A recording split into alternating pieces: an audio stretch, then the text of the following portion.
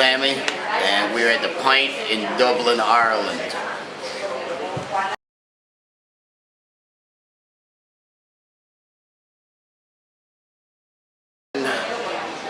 I do write lyrics. I didn't write a whole lot of lyrics for this new album though. That was from an older interview where I was more involved with the lyric writing. But it's more like an inspiration that comes, you know, when you're almost unconscious in a sense, but there's something speaking through you or making you write these things that you don't realize that you've written them until they're after it's done. It's hard to explain. Something it's almost like, yeah, I go into a trance sometimes and just don't really think about what I'm writing and just write down just random things, and they just end up being very dark, very evil. So it's hard to explain when I get in that mind frame. It's something that's real, just kind of personal to me. That just, you know, like I said, it's really hard to talk about it.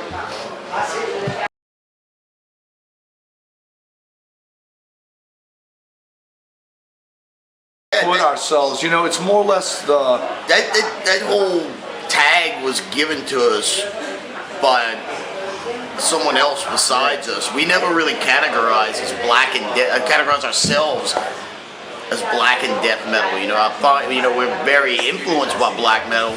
And we're very influenced by death metal. We're also influenced by punk and thrash metal also, you know. It's a lot of, and some doom also, you know, you can kind of hear in our sound.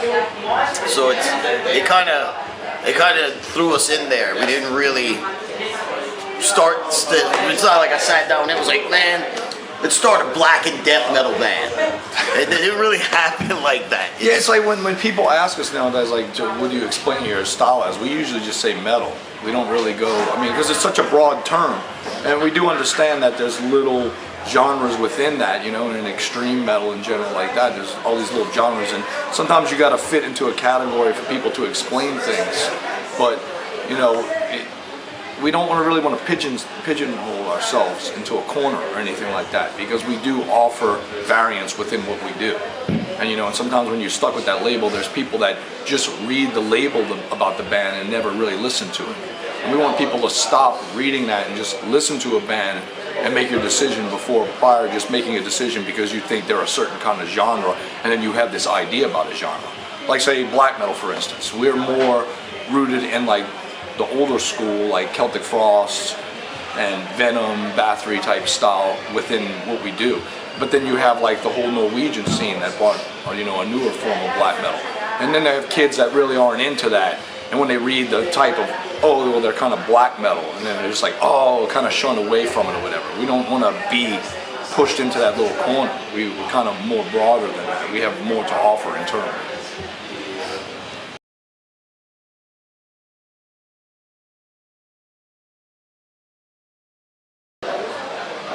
Kinda, yeah. It was, you know, when we were actually in the middle of writing our third album when all that happened. So it kind of gave us a different attitude when we started writing again for it, you know, because we had to take a break because of the storm and stuff, you know, and it was good. It was actually worked out for the better, because instead of when you're writing an album, if you take a break in the middle of it, it actually gives you a chance to step away from it and see it from a different point of view when you start it again. When you start writing again, you know, it's a different attitude, and it actually can work out really positive sometimes, and it did.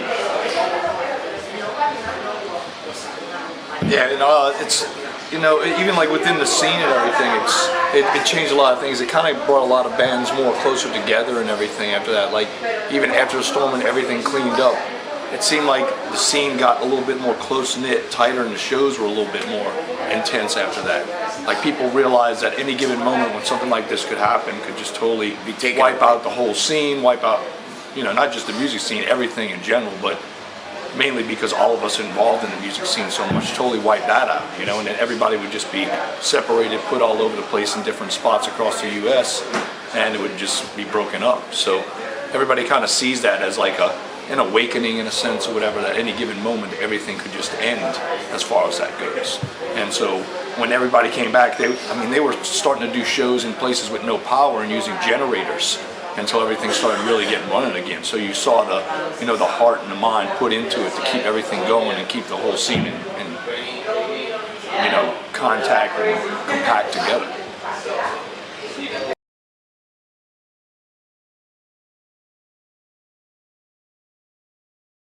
I think besides, it does assist when we moved from Rotten Records to Metal Blade Records as far as being with a label that had more impact worldwide, because Rotten was kind of a small label and it was mainly based for US market, and for anybody outside of the US it was more of an import or anything. But we did have a member shift internally too at that point, which is involved with it as well. In addition of our drummer, we had a drummer named Zach who left the band, and then an addition of a Zach that got into the band, and he was on the first record with Metal Blade, A Haunting Curse, all the way up to the last 3 records. And just how him and Sammy worked together as a whole rhythm section and constructing everything, that's also a metamorphosis inside too, a different personality and a different personality for Sammy to mend with, and their ideas and everything, and then they feed off of each other. So all of that kind of plays into aspect, even gaining the label and having a little bit more ability to get ourselves out worldwide and do better tours and things like that, but also internally in the band, a lot changed and shifted and everything as well.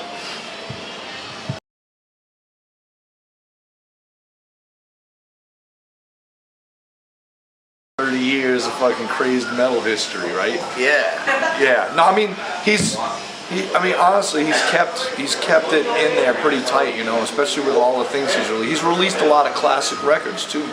He's released a lot of records that have influenced everybody in the metal scene, and he's a big fan too as well. He's been a big fan of the music as well and supporting it the whole time, and he's been basically the catalyst of starting a lot of these bands like Slayer, Metallica, things like that. Even if you go look at these thrash metal documentaries or a Metallica documentary, they talk about Metal Blade being the catalyst to kind of start everything and get the thing flowing with it. So it's really unique to be within that, and 30 years down the line and it's still going strong. And it never did sell itself to a bigger label, like a more huge label to kind of expand itself. It's always kept itself really independent, but still strong at the same time as well.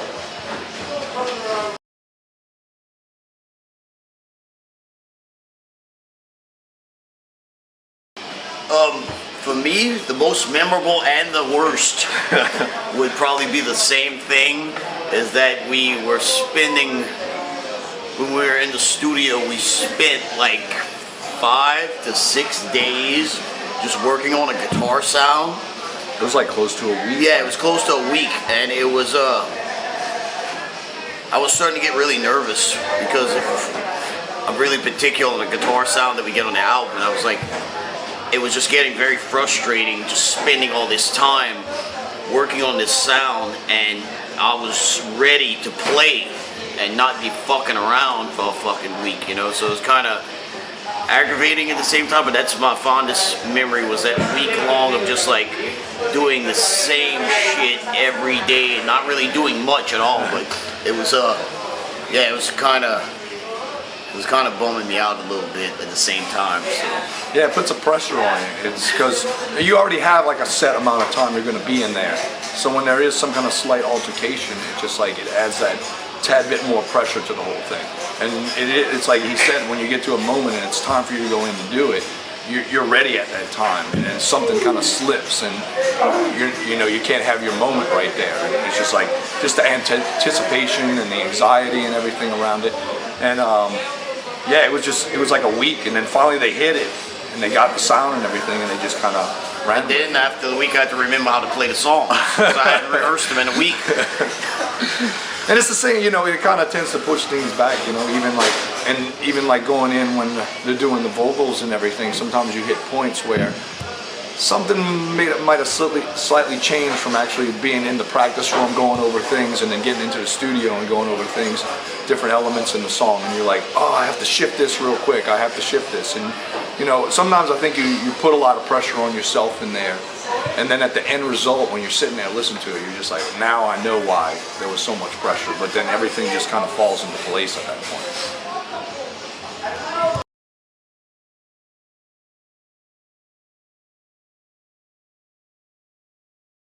Worst habits. I don't know if we should talk about this on camera.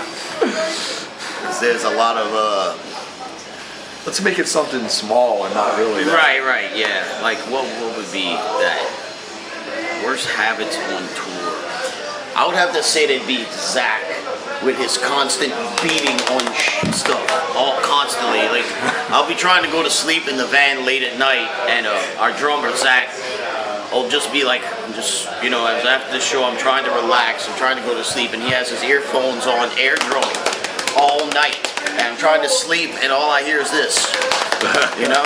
So I think that's probably, he has the worst habit. Okay, wait. Okay, and then you have the kicking when you sleep. I'm kicking my sleep. He has this thing when he goes to sleep where he kind of like, he kicks his feet or he smacks his feet together, you know? It actually sounds kind of painful at times, but he never really knows he does it.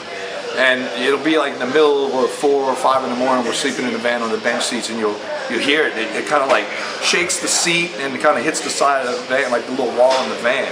And it'll do it like intermittently, like it'll come and then you'll be like, okay, this will be the last time. No, it'll come 10 more times and it'll like hit the feet and kick the thing and everything like that. I guess that's not too bad though. I mean, they could be far worse things that, you know, we all have different traits. Let's see, what's James? James gets blind drunk. Yeah. Like, blind drunk is like when you get so drunk to the point where when somebody's looking through you, it's like they're looking through you.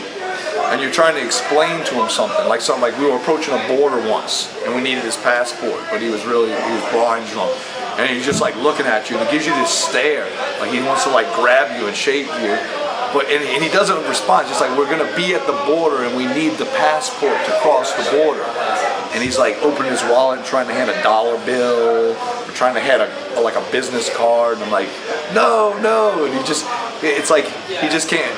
There's no focus there, you know? I mean, everybody gets drunk and we have our moments, but there's something special about his like blind drunk moment, you know, that stare he has. Yeah. It's just like, there could be a sea of people and he's staring straight through all of them. Like they're not even there. Yeah.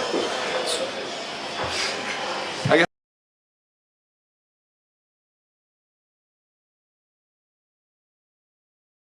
Hopefully a bunch of drunk Irish people that fucking rage and metal. Yeah, going crazy. That's what I'm hoping to expect. Yeah, no, overall, you know, this tour's been fucking awesome. All the bands bring something different within extreme music to the table. So from Havoc to Angelus Apatrida to us to 3 Inches of Blood, it's like 4 different points of different extremities, you know, and so everything comes out great. Usually the crowd has a good time pretty much all night from start to finish with the whole entire show.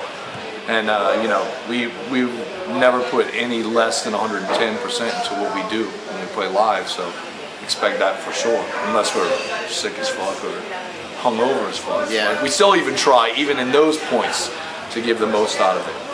And you know, we still have about 2.5 weeks left out here, and then we're gonna head back to the States. We'll do a tour in the States, and we're supposed to possibly come back out here in the fall. So hopefully everything kind of pans out with that.